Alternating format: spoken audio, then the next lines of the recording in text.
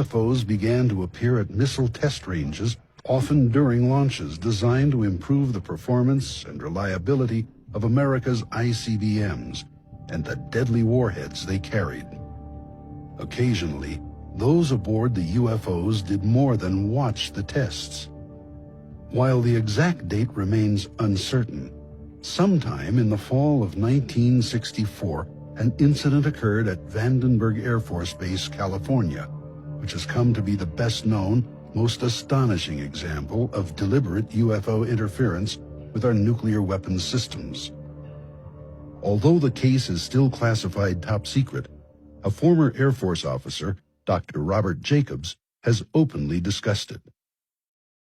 At the time, Lieutenant Jacobs, who was assigned to the 1369th Photographic Squadron and held the title Officer in Charge of Photo Instrumentation, was tasked with filming missile launches from a remote mountaintop site on California's Big Sur coastline, using a powerful telescopic camera. The ascending ICBMs would initially fill the camera frame, permitting a detailed view of engine performance, staging, and other aspects of a given launch as they raced out over the Pacific Ocean. Following one such test launch, Lieutenant Jacobs was unexpectedly told to report to the office of Major Florenz Mansman, a photographic analyst assigned to Vandenberg's Office of the Chief Scientist, 1st Strategic Aerospace Division. Upon arriving, he noticed two mysterious men in gray suits, who he later learned were CIA officers. A motion picture projector had been set up, and without explanation, Major Mansman turned it on, telling Jacobs, "Watch this." Jacobs, later a university professor, describes what happened next.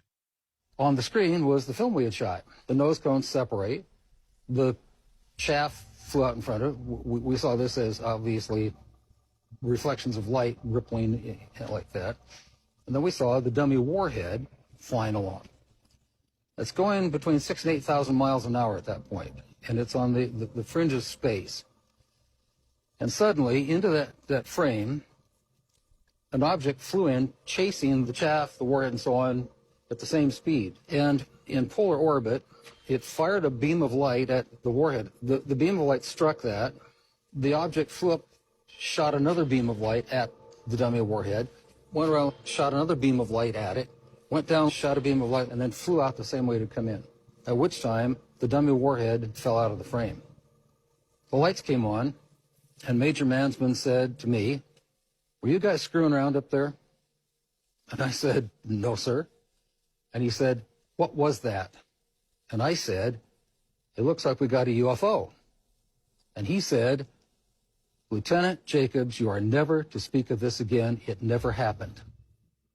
Decades later, Dr. Mansman, by then a researcher at Stanford University, informed Dr. Jacobs that after he had left the room, the two CIA officers quickly confiscated the film of the amazing incident, telling Mansman that it was classified top secret.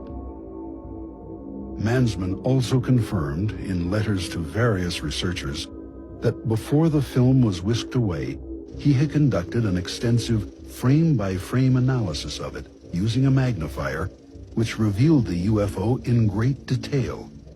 He wrote, quote, "The shape was a classic disc.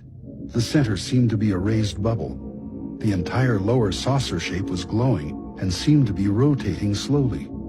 At the point of beam release, the object turned like it was required to be in a position to fire from a platform. The assumption was, at that time, extraterrestrial."